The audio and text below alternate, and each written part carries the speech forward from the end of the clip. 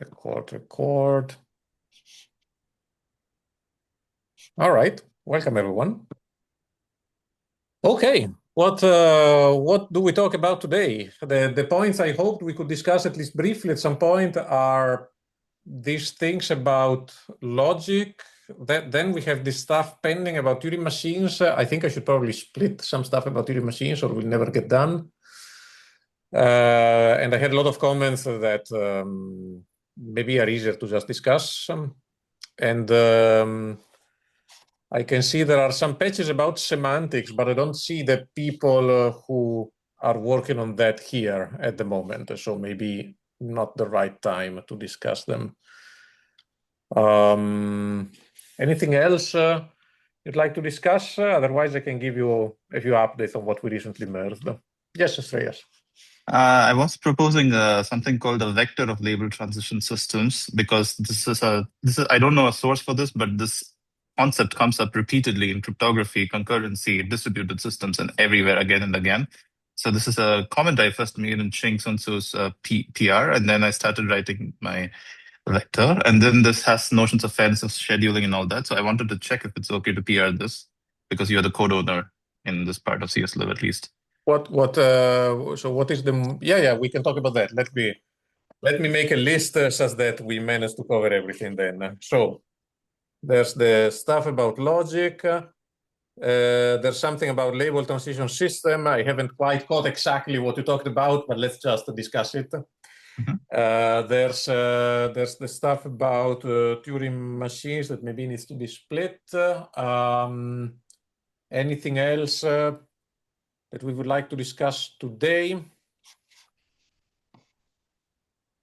No, for now we go with this. All right. So let's maybe go from probably fastest to slowest. I think the slowest is probably the logic part.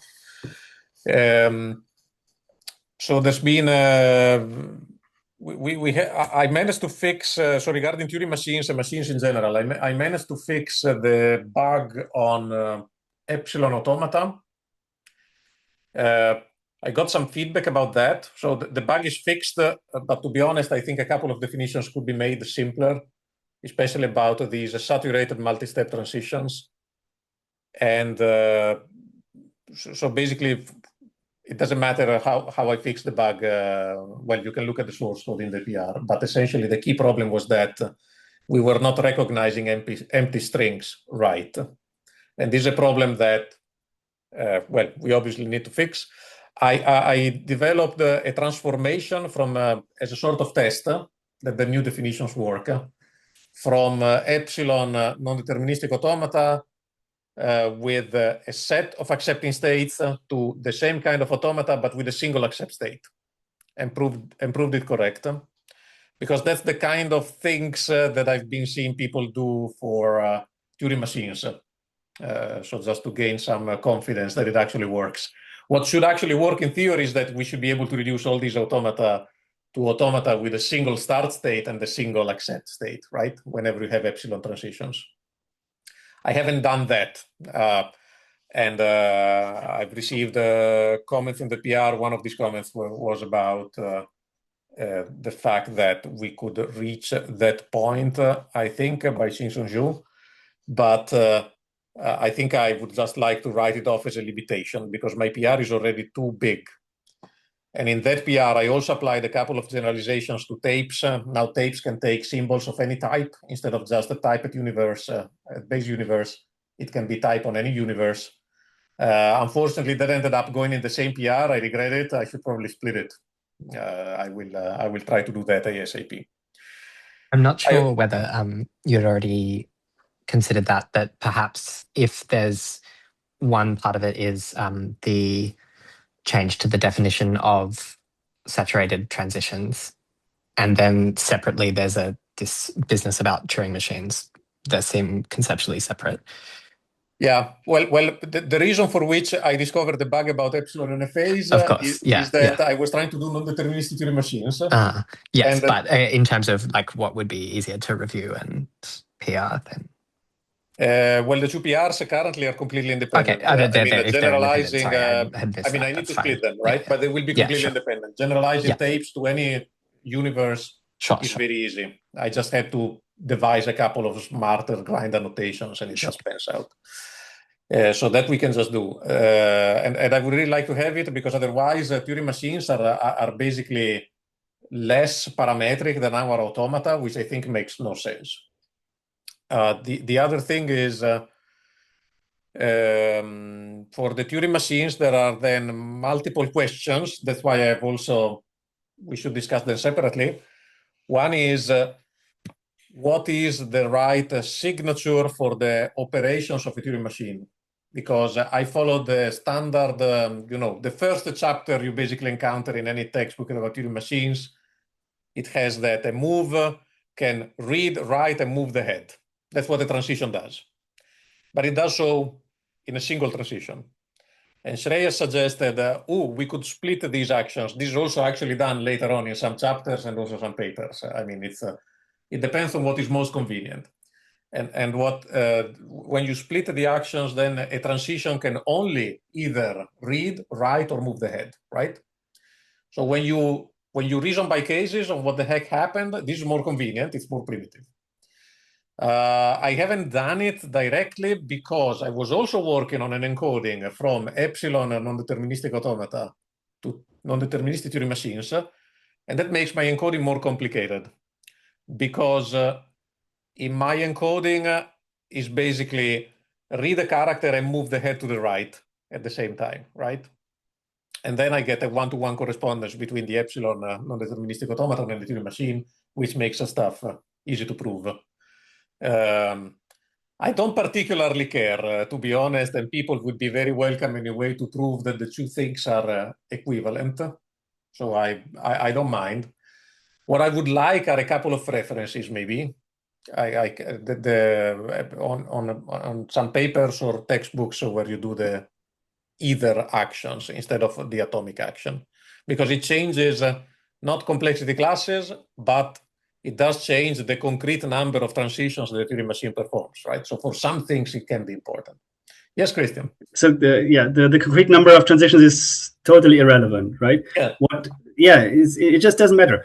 But I mean, the only time we actually care about this is when we construct Turing machines, and we will probably only construct 4 or 5 Turing machines, right? And those are the Turing machines that simulate machine models that are easier to use.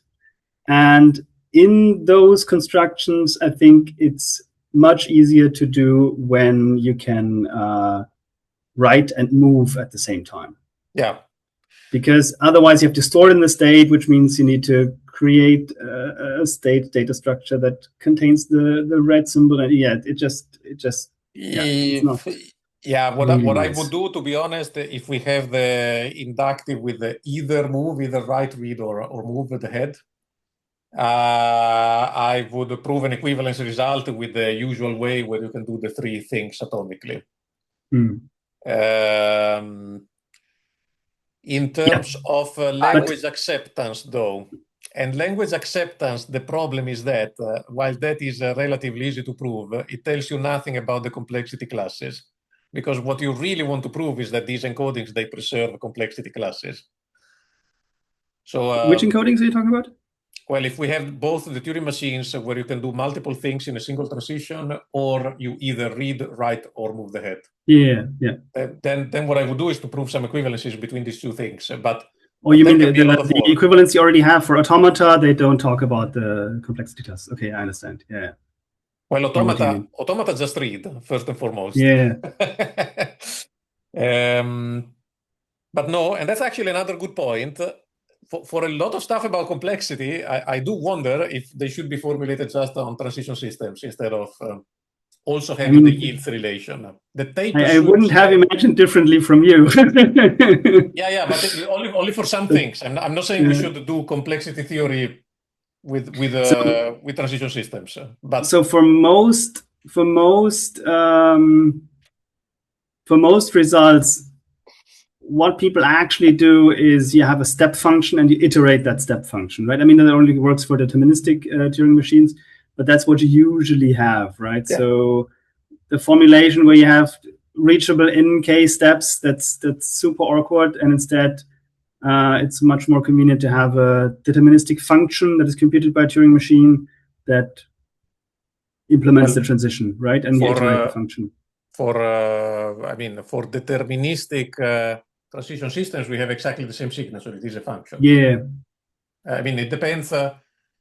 It depends on whether. So it depends only when we model non-deterministic Turing machines, I think. Because a deterministic Turing machine, it will have more or less the same signature. The non-deterministic Turing machines, we need to understand if we want the usual relation, because it's a relation, the transition system in a non-deterministic Turing machine, or if you want to do one of the usual constructions, like going to a set of possible states. To be honest, I think we should just do anything. I think we're talking way too much about the foundations here, and we won't make any progress here. It really doesn't matter. I think so too. So in my opinion, I put in a proposal for non-deterministic Turing machines. For me, we could just use that. Proving results that justify that design, that takes work. I understand. What I was wondering is, what about my deterministic multi-tape Turing machine? What is the chance of this being merged? Do you want to generalize it to also capture your notion, or should we just keep it like that because it's simpler, and we then can, I don't know, prove that it's a special case of a more general non-deterministic Turing machine? Can you give me the PR number again? Sorry. 384.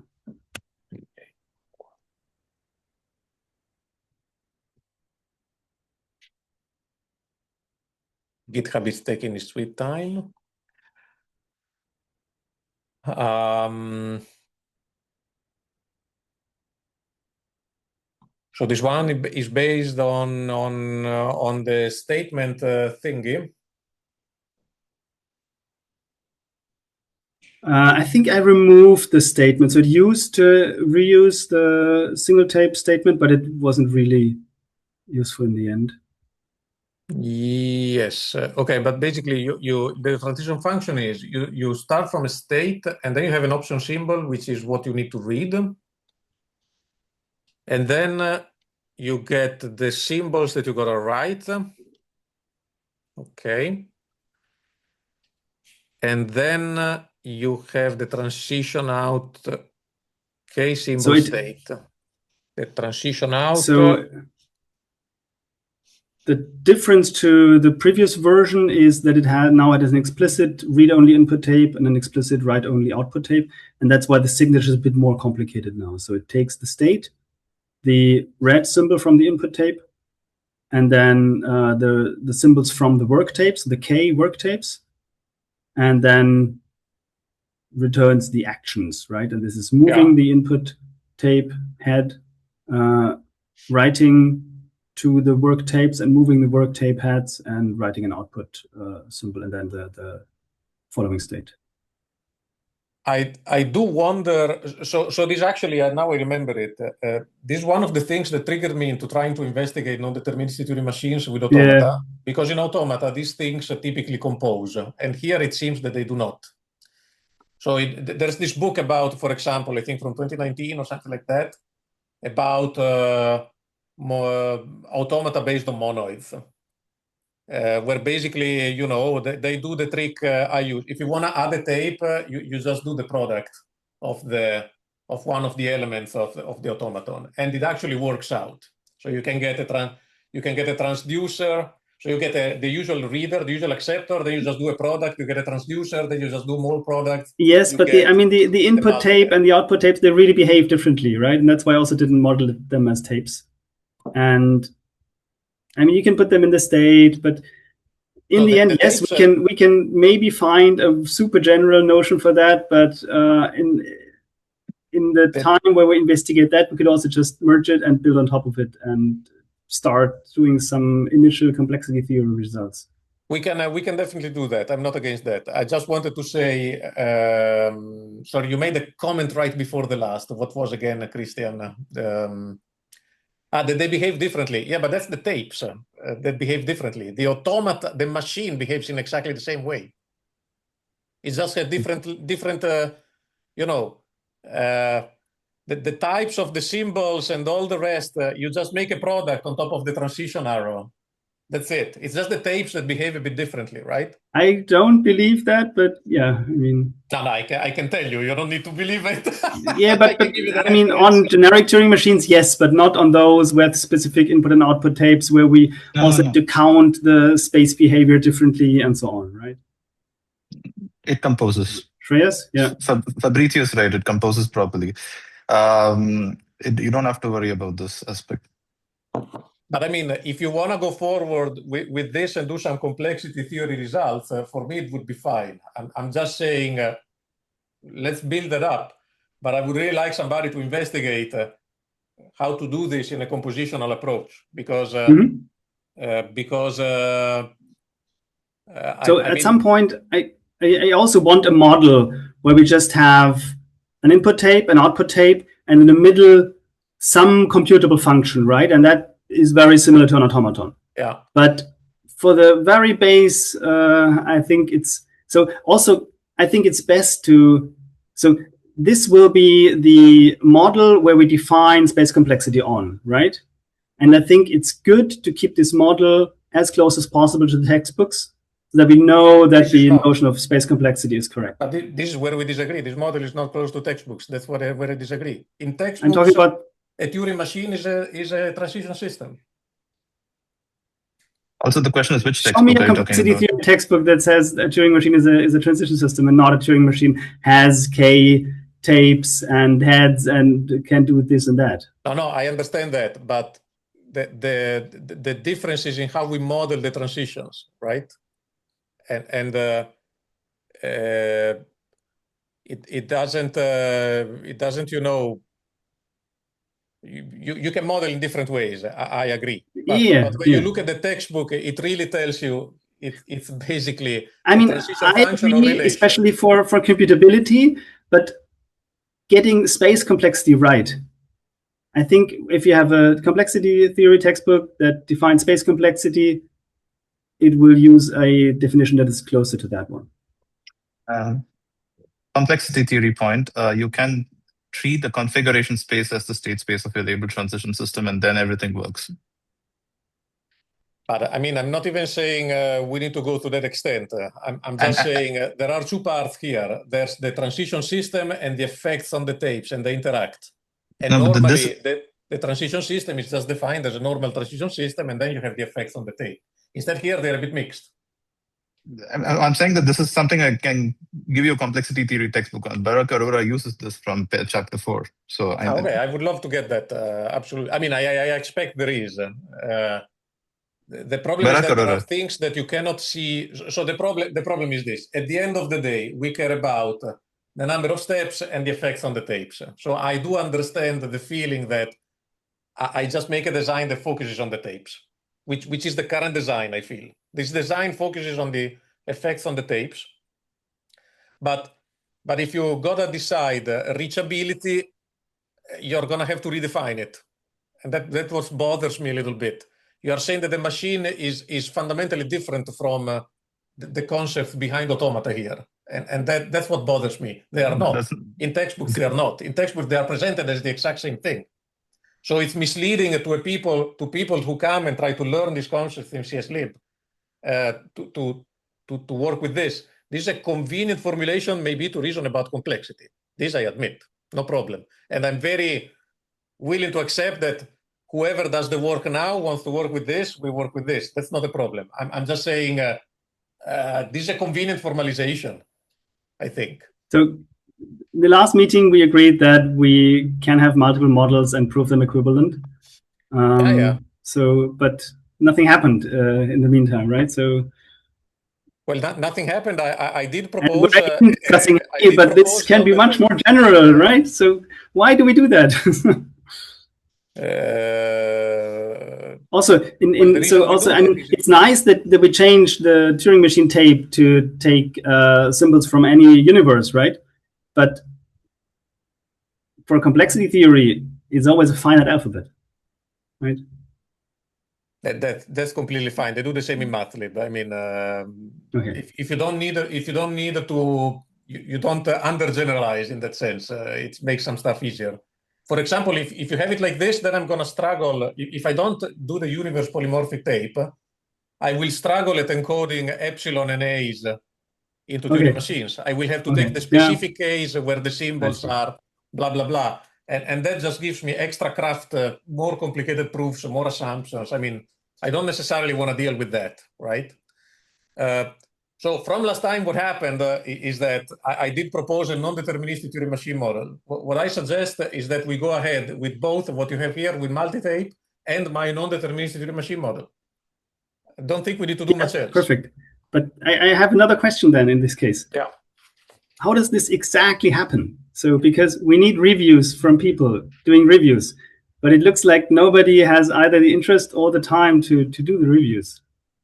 No, this will now, I mean, the problem is not, I think, reviewing this code. The problem is accepting the signatures you have. The rest of the code, to be honest, looks totally fine to me. If anybody wants to give it another read, to me, it looked pretty good, to be honest. Okay. I just, I got a bit stuck because at some point I see like definitions like how many steps it takes, when I halt, then I started wondering, will they need reachability? Will they need whatever else? And I got stuck accepting the signature. But if we can agree that for now the signature is okay, I'm okay with merging. That's not a problem. Maybe I'll ask people to have another look at the proofs, but otherwise this we can go forward with. I mean, if we can extend this at some point later, I'm happy to extend it, right? But I mean, an extension, I would really like to start getting my proofs I already have in my private fork into the system. And if this changes all the time, I mean, generalizing it shouldn't be a problem, right? Because then the proofs should still work with minor changes. Right. For me, it's enough to put my non-deterministic Turing machine in, just because when we'll see that it's problematic to encode non-deterministic Turing machines into deterministic Turing machines. At some point, we will want to do that. And at that point, we will need to sort out the signatures to make it easy enough. But we don't need to do it now, because if there's nobody interested in doing it now, we can't do it now. That's the reality. But I just wanted to have another discussion. I thought I could do the meeting last week. Sorry about that. That's the only reason. I just wanted to discuss it again and see what you thought about non-deterministic Turing machines. Yes, Shreyas. So when you say in complexity theory, in Chris, your PR, are you using the actions as I suggest as an inductive type, or are you just allowing arbitrary alphabet and then? No, for now I'm just using the atomic thingy. If you guys can accept that I don't prove anything about these machines, then I'm happy to do the inductive either or, because to be honest, it's simpler. I'm okay doing that because I've already done that. I can adapt. No, but I mean, since I have an automaton already, it's really quite easy. Actually, you know what? I'm just going to put what I have. Then if you want to change it, please be my guest. That's not an issue. Whatever is more convenient for you guys. Because at the end of the day, for what we use Turing machines for, it doesn't make any difference. And another point, last time we discussed this as well, I think we should have space for 2 or 3 separate definitions of space complexity and see which one works best, because I've looked deep into the literature and I can prove that each of these definitions is in some way inconsistent with the other definitions, depending on whether you come from computability, model checking, or complexity theory. Definitely. So at least you would be happy to hear more about that, It's something we've already discussed. The Barak-Aurora definition is not consistent with the textbook that you chose. And then there's a third definition that I've come across, and neither of these are consistent with that. Yeah. Okay, cool. So result, we go forward with 384, Christian Spetch, PR, and I will also make a PR for non-deterministic Turing machines, though I need first to get my other PR that fixes the label transition systems in first, but that hopefully doesn't take too long. And there's a need for reviewers. Sorry.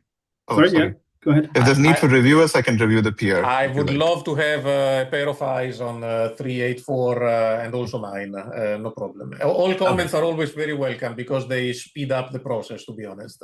They help.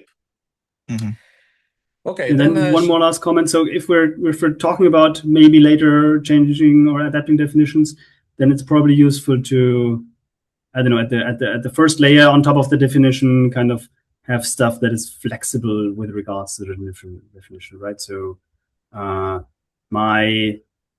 will build my stuff in that I say, oh, there's a Turing machine that moves the head one to the right, and that's it. And then I add composability of Turing machines, and then this should all work. So, and even if you change that it needs 2 steps, then it will still work, right? Yeah.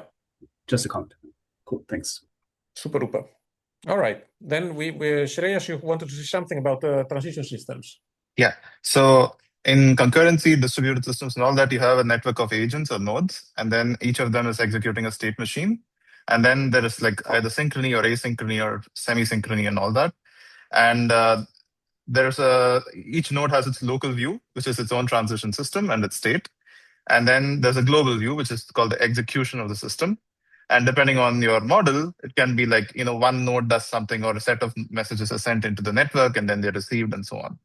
All of this, and this happens in every domain, even operating systems theory with scheduling algorithms.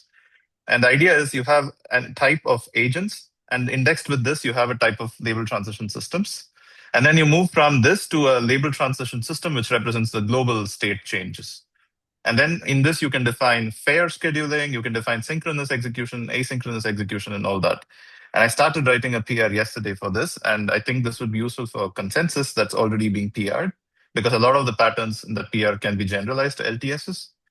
And I just wanted to check if this is okay, because I guess this is not my traditional area. I don't know any reference for this. It's just a repeating pattern that comes up again and again. Yes, unfortunately, I'm an expert, so I'll try not to get stuck into details. Let's see. So it depends on what you want to model. In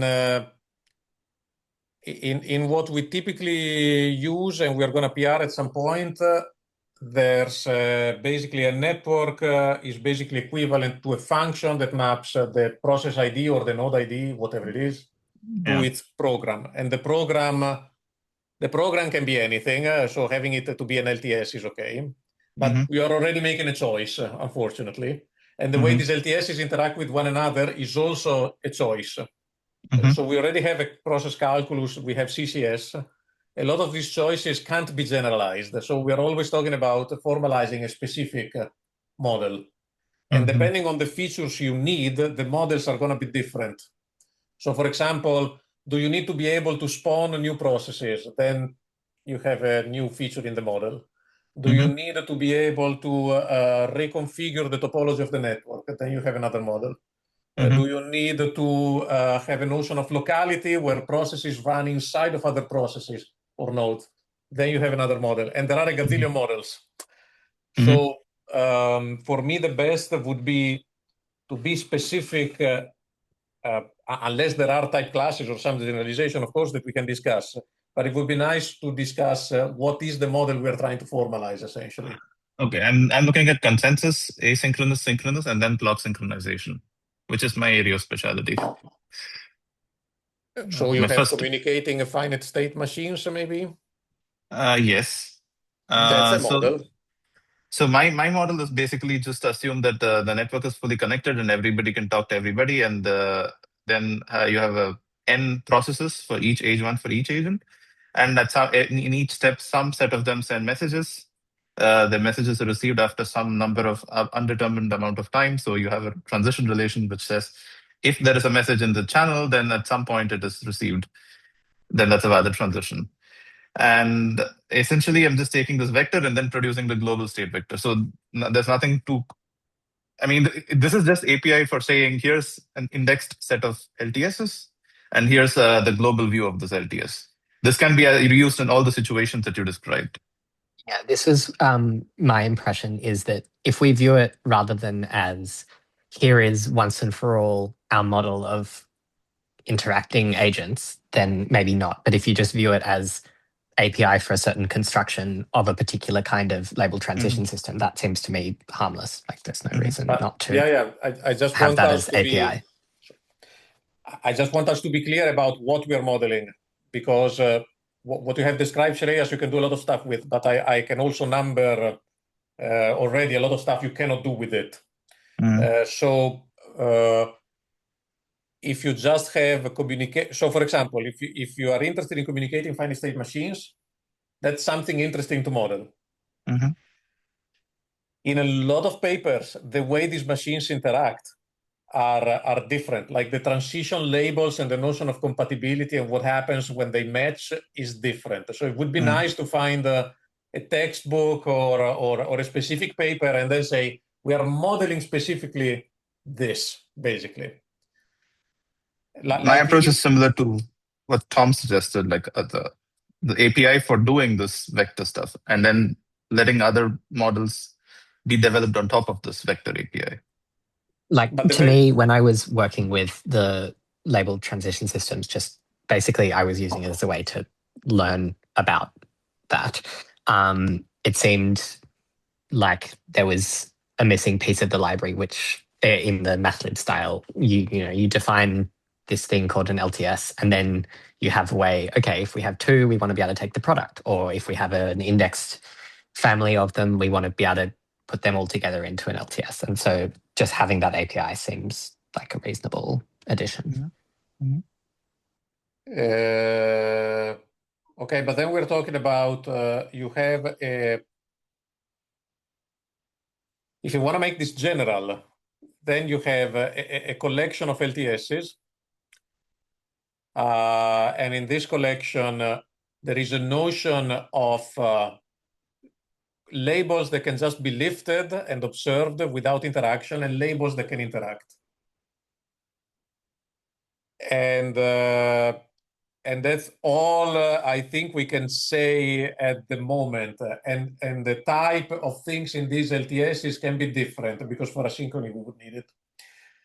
So it's a bit. Many people, for example, in session types, will not use this.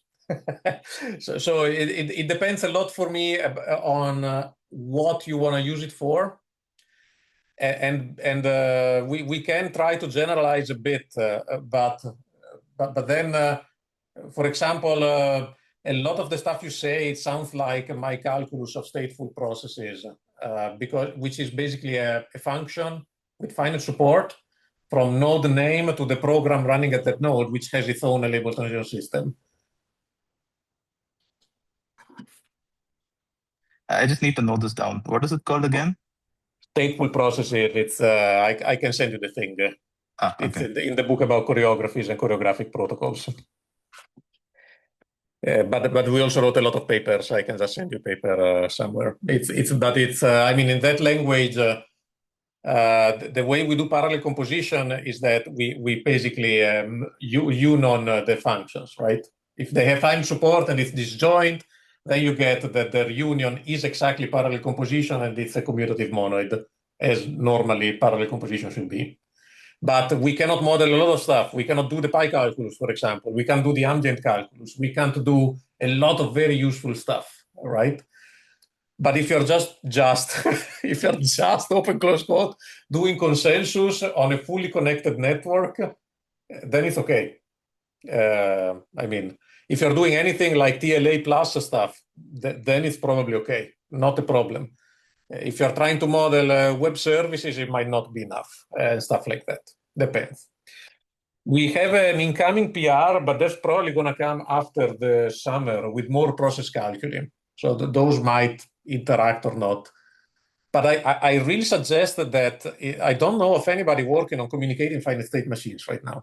So I think if you're interested in that and can be useful to you, that's a very standard thing with a very standard paper that you could start from, and that we could merge very easily. And then if once we agree on that, if you need to add bells and whistles to generalize it, or you want to propose a pattern based on that, that would also be very nice. But I think it would be nice to start from something that people can hardly disagree with, right? And that's the CSFMs are very hard to disagree with. A lot of people use them with different sources, and there are many correspondence results connected to them. So I think everybody would want to have them anyway. Alrighty. Cool. Shall we talk about logic? You said something about the copyright thing? Oh, yes. The copyright thing, so I've received lots of messages. I read them all. I didn't have the time to reply to them all, also in the general channel. I got a lot of comments. And my understanding is the following. First, we are not really fixing the problem because anybody who submits non-trivial lines of code, like it's not white space, to CSLib, owns their copyright. They have copyright over the lines of code they wrote. It doesn't matter what's written in the top line. So that's basically, just a cozy way they have in Matlib and Lean for whatever. And then the list of authors is also not very consequential. And unless we make it complete, which we are not doing very well, we are not fixing the problem. Yeah, exactly, because like Streyas is writing in the chat, there are specific clauses in the licenses, like in the Apache license, about who should be named in these things. So I have the feeling that the proposal we wrote from the steering group is not going to exactly fix everything. So for now, we are taking another round of discussion because we are not sure we would be fully compliant with the Apache license anyway. And either we find out that no, it's actually okay if we also do something else in the repo, or then we should change whatever we do. But I don't want to create a mess where we change a lot of headers and then we will have to change a lot of headers again because we have missed something league technical like that. So now we're also looking at this also with the CSLib initiative. I don't know if Alexander, you have something about that. Not yet, but we investigate that. Yeah, we also have a legal person at our university that I could ask because I would really like to have a simple answer to this from a person who's very, very sure about it. But could we actually make some progress in the algorithms framework in the meantime? Because I mean, it's been sitting there for 3 months. And not me particular, but I have pinged the reviewers for that, and they should let me know soon. I'm still, to be honest, in doubt regarding what changes and what has been integrated more in the 2PRs, and I don't know yet, to be honest, because I have asked the people who have been reviewing this stuff to let me know as well, and I haven't got all the replies yet. A lot of people have been looking at these 2PRs apparently. Okay, so I can make a presentation or something if you want at some point. I'm happy to do that. Because I mean, at the moment, there's this thing where I'm just building up a huge library now, and at some point, moving all this to CSLib will be a pain if it gets too big. I'd like there to be a constant stream of PRs going upstream. All right, we could do it next week if you like. Okay. Or otherwise, I'm gonna be unavailable most of July. So otherwise, the next opportunity is end of July, basically. Okay, I'm okay with either. Yeah. But hopefully I will also have gotten some feedback back from the reviewers at that point. Okie dokie. So logic. We have 2 things, actually 3 things maybe, we'll see. So Thomas and I have been working on this branch called connectives, if I remember correctly. So we have been making type classes for logical operators, the model operators, box, diamond, and or the propositional operators like implication, etc.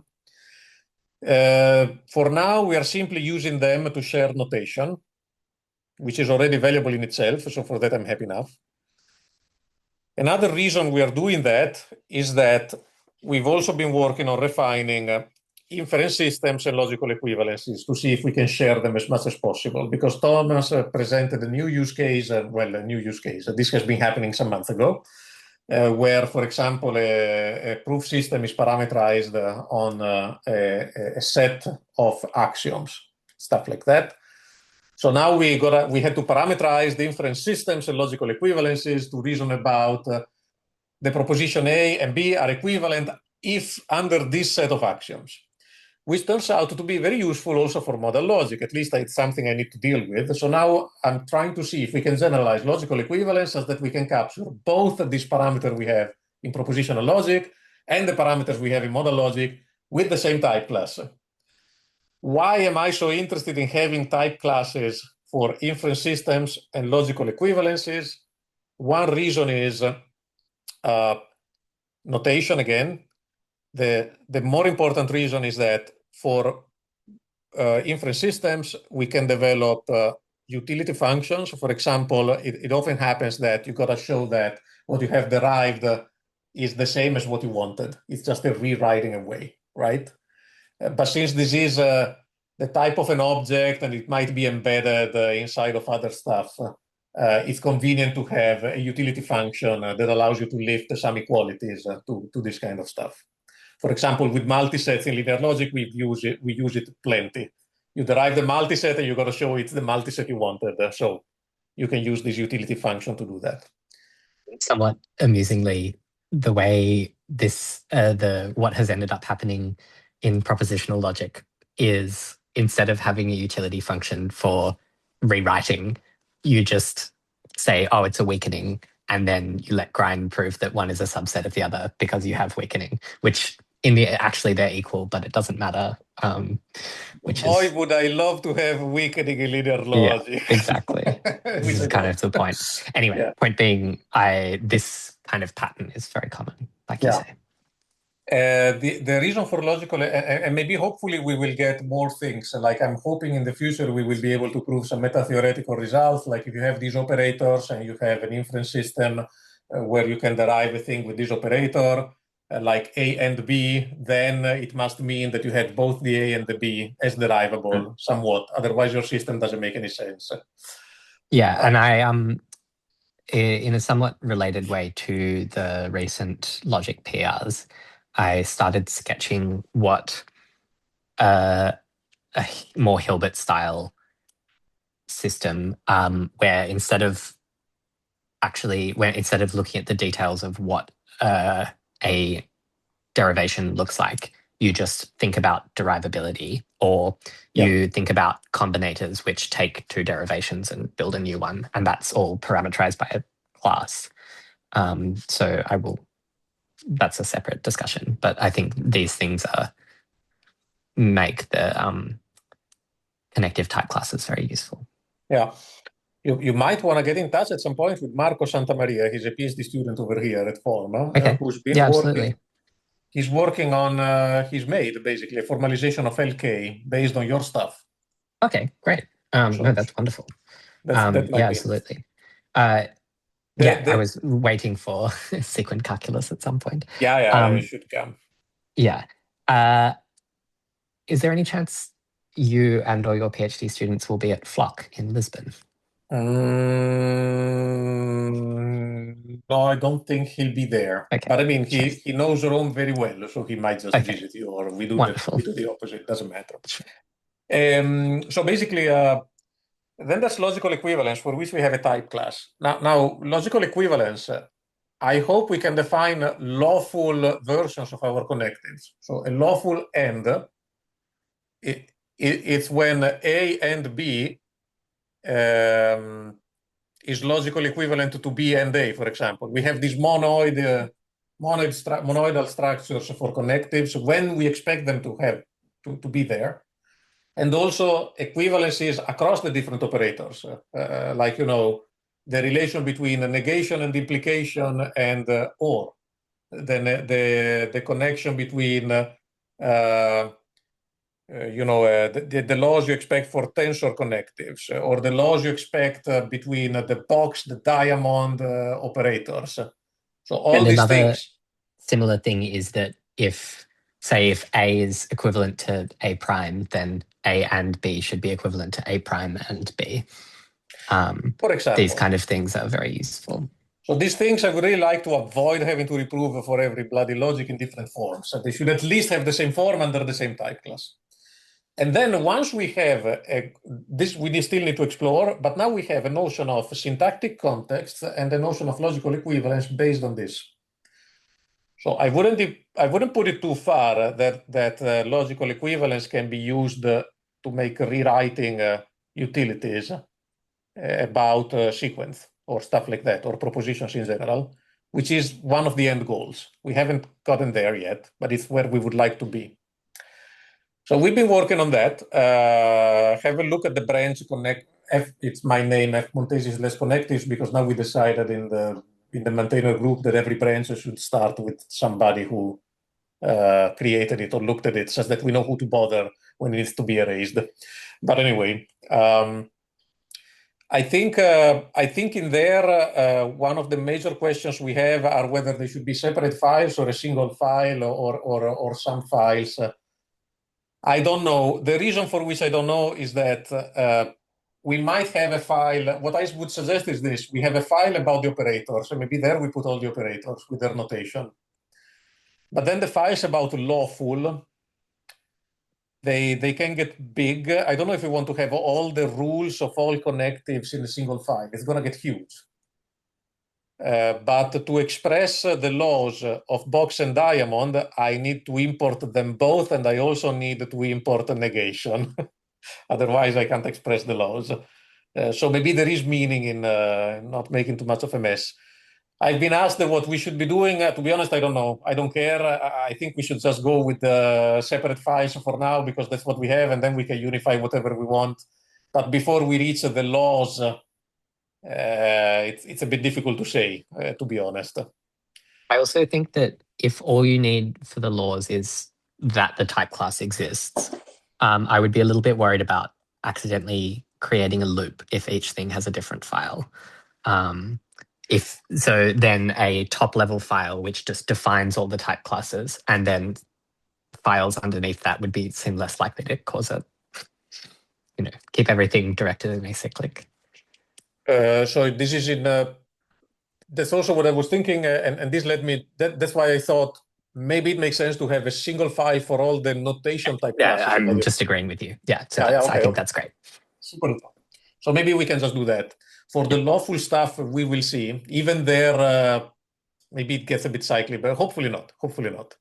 But definitely the type classes for lawful box and lawful diamond, they'll need to be in the same file, I think, because they are lawful in terms of each other sometimes.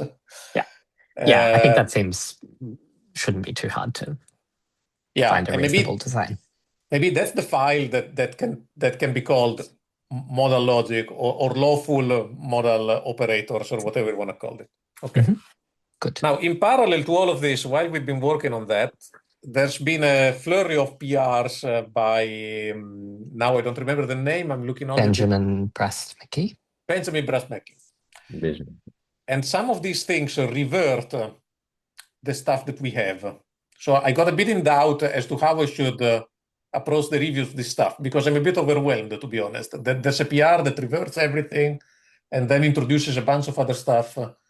And now, unfortunately, we don't have Benjamin here, but I've seen that there's some discussion in the Zulip. My suggestion to all of this would be if we could focus on a first smallish PR that modifies something, because modifying everything is mind-boggling for me to review, to be honest, yes. And probably also for Thomas and Alexander.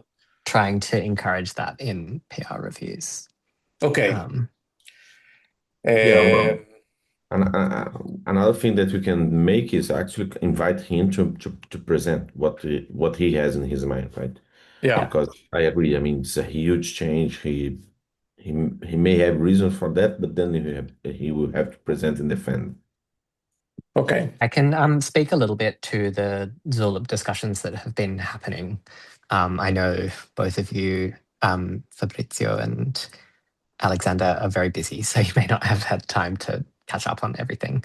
But from my perspective, the difference is that I was starting from minimal logic because I care about the Curry-Howard correspondence, and so this is sort of a canonical place to start.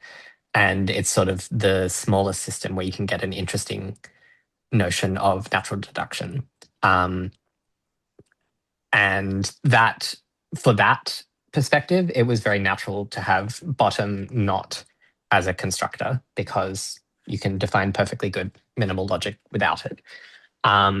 Then, and like I think I somewhat agree with the discussion that having bottom be a designated atom is a little bit unconventional, but I see it as more of an implementation detail. The opinion I'm converging to is that this might be where, and Fabrizio, you suggested this when you were reviewing the first natural deduction pull requests, is that we might actually need a different inductive, a different type for, say, propositions in classical logic. And I think this is not, while it's kind of annoying not to have one thing that works for everybody, I don't think the translations are very difficult. I think they are like quite straightforward. And so with the right API, I don't think this would be too painful. And so I might try and, when I have a chance, sketch out what that might look like and propose it to Benjamin. And there's also Matthew Doty, who is making, not AI assisted and very good contributions to that discussion as well. And that might be a concrete way to go forward.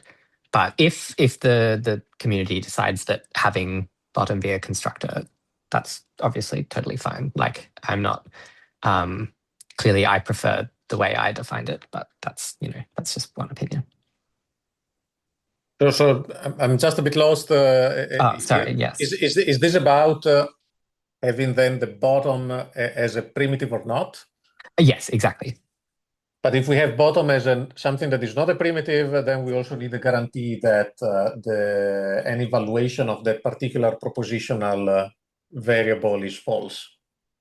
Yes, but not for, if you want completeness for minimal logic, you need to allow valuations that don't map. And if you want completeness for minimal logic, but where bottom is a primitive, you need to allow for valuations that map bottom to something random.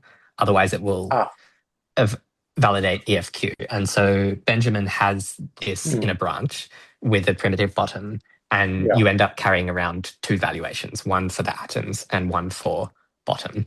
And it gets, it causes quite a lot of cruft. And so that's why I think that if the development of intuitionistic logic really and classical logic really needs a primitive bottom, it might be worth just having a separate type for intuitionistic propositions. You could even just define it as with bot, blah. That would be perfectly fine. And my perspective was that, okay, this having bottom be a specific atom is a little bit awkward, but it's not. I have proved enough results to show that it is like at least feasible, if not the most elegant solution. It's workable. I will try and PR some of these results at least as a draft so that people can actually look at them. Okay. But now it makes sense. Thanks a lot. Yeah, of course. You're talking about 648, right? This is the PR. That sounds right, yeah. And I haven't given a line-by-line review. We've just been talking at a high level at the moment. I think it suffers some of the standard AI issues with, vast documentation and strange attribution and stuff like that. But that's easy to fix once we agree on the overall design. Okay. Cool. Then we are basically done. Just wanted to tell you, because now I see the reviews. So I put in a very simple PR. Remember, a couple of months ago, I told you that we could very easily do transducers with LTS. And I showed you a file. I just made a PR out of that, and it looks okay. But if you have any comments, please let me know. It's a it's just a few lines. So basically, it takes an epsilon. It's a non-deterministic automaton where the transition label is a pair. What to read and what to write. Done. And then we get the usual thing for translation.